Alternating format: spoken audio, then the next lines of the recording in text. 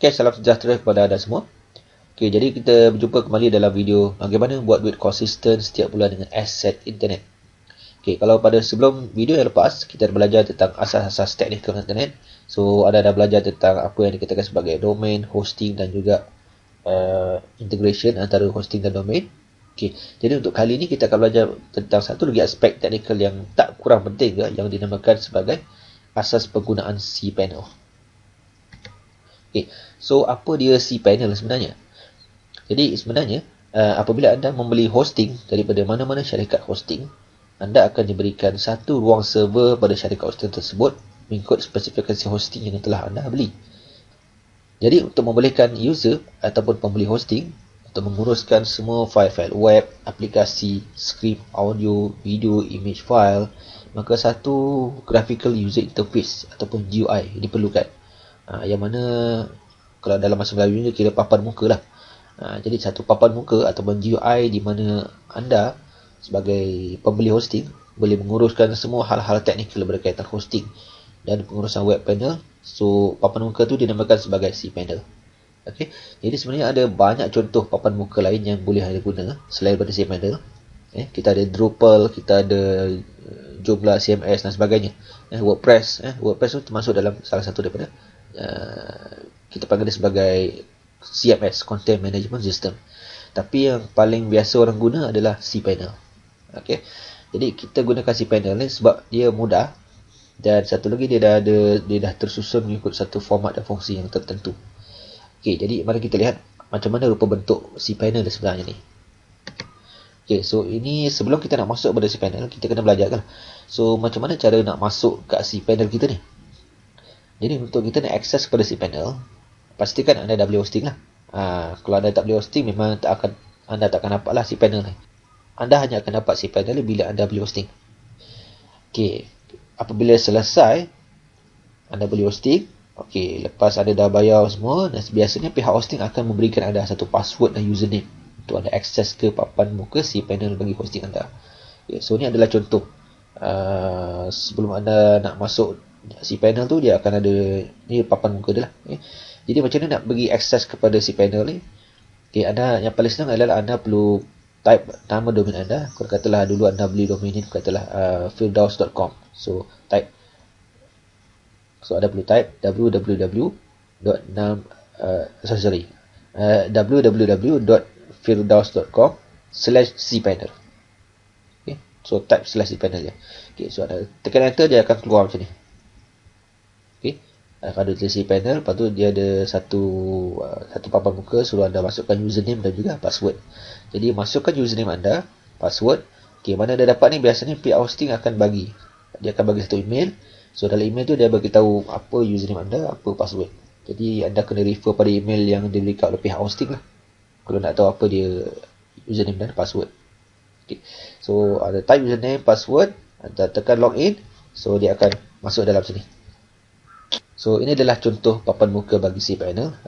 Sebab itu tadi saya beli dekat HostGator. Jadi keluarlah HostGator ni, anak buaya ni. Kalau anda beli hosting tu daripada syarikat lain, so mungkin takkan keluar HostGator lah, dia akan keluar benda lain sini. Yang penting dia tulis sini control panel lah. Okay, inilah dia. Inilah dia dinamakan sebagai papan muka bagi cPanel. Jadi ada, kalau kita perhatikan menu je tersusun. Ada special offer kat sini, ada HostGator link, preferences, okay, dan sebagainya dekat sini. Okay, tak ada apa. Okay, so mari kita lihat antara beberapa fungsi-fungsi penting yang ada pada cPanel ni yang saya rasa amat yang perlu kita ketahui sebagai seorang kalau kita nak buat aset internet ni lah. So yang pertama adalah live chat support. Okay, so ini tujuannya untuk support secara chat live dengan pihak hosting. Sebenarnya kalau katalah tiba-tiba ada masalah, tak boleh nak akses ke cPanel ke, ataupun tiba-tiba ada masalah pada anda punya web juga, so anda boleh klik pada live chat. So anda boleh berhubung terus dengan pihak hosting untuk settlekan masalah anda. Okay, yang kedua, kita ada satu video tutorial di sini di bahagian preferences. So kalau video tutorial maksudnya kalau katalah anda tak tahu macam mana cara nak gunakan database, atau anda tak tahu macam mana cara nak set up email, so anda boleh klik sini dan anda boleh tonton video tutorial dia. Okay, so kalau nak tukar password, anda boleh tukar sini lah. Mana password? Ni change password. Okay, billing system. Okay, kalau katalah anda nak semak anda punya status account dan billing, so anda boleh check di sini lah. Okay, and then kalau kita scroll ke bawah lagi, kita akan jumpa dua lagi function, iaitu function mail dan juga files. Okay, so ni pun penting di sini. Okay, sini kalau anda nak set up satu autoresponder system, so anda boleh klik pada ini dan anda boleh set up di sini. Atau kalau anda nak buat satu email account, okay, so anda boleh klik sini dan anda boleh buat email account. Dan email account sebenarnya bergantung pada hosting. Kalau katalah anda ambil package yang ada unlimited email account, so anda boleh buat seberapa banyak email account yang anda buat. Okay. Tapi biasa email account anda tu adalah email account yang bersangkutan dengan domain anda lah. Sebagai contoh, kata lagi ni. Katalah anda beli domain name ni, namanya ialah www.fielddos.com. Jadi anda boleh letak macam ni.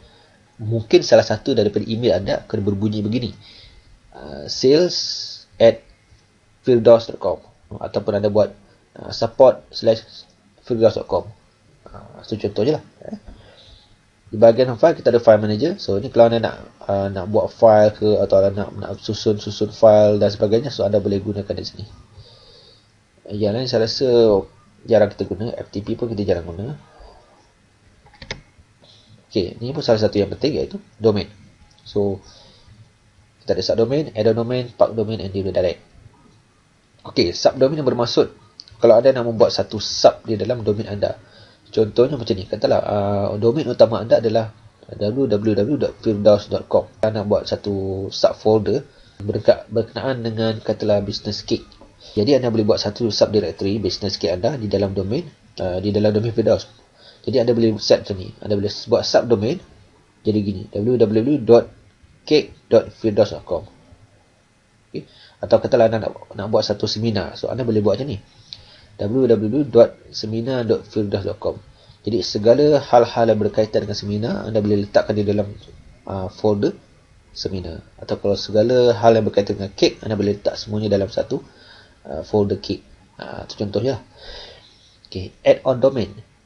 So fungsi ni anda gunakan bila katakan anda nak beli satu lagi domain name baru, tapi anda nak hostkan domain ni ke dalam hosting yang sedia ada. So anda boleh gunakan fungsi ni untuk masukkan domain baru dalam hosting sedia ada. Okay, nanti saya akan tunjukkan apa yang dikatakan sebagai add domain. Okay, redirect. Redirect ni maksudnya kalau kita nak buat satu link yang lama, kita nak cloakkan link tu, nak buat satu link baru.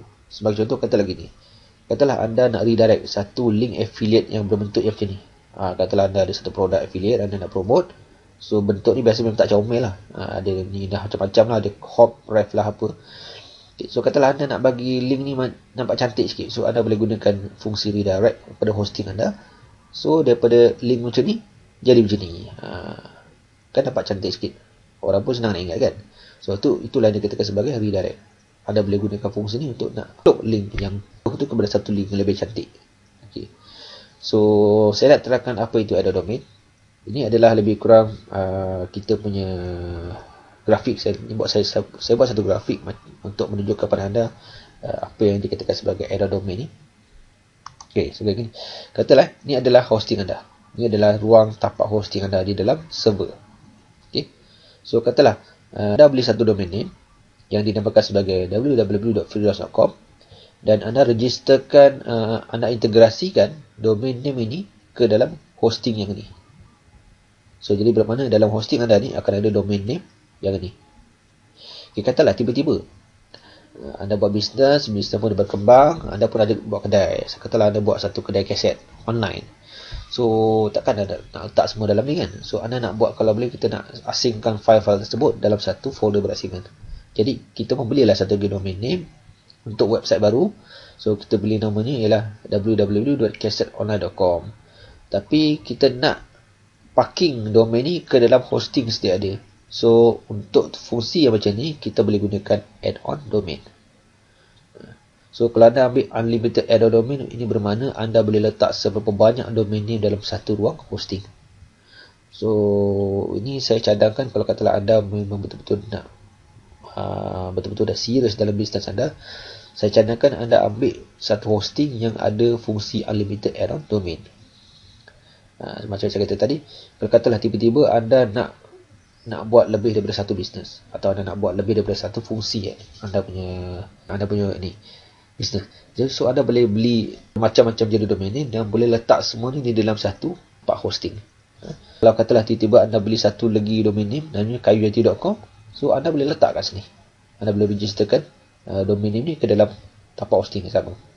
Ini satu lagi yang saya rasa antara fungsi penting yang anda perlu tahu, iaitu yang dinamakan sebagai bandwidth. So bandwidth ni ibarat macam kita punya pintu pagar. So kalau besar bandwidth, bermakna besarlah pintu pagar kita.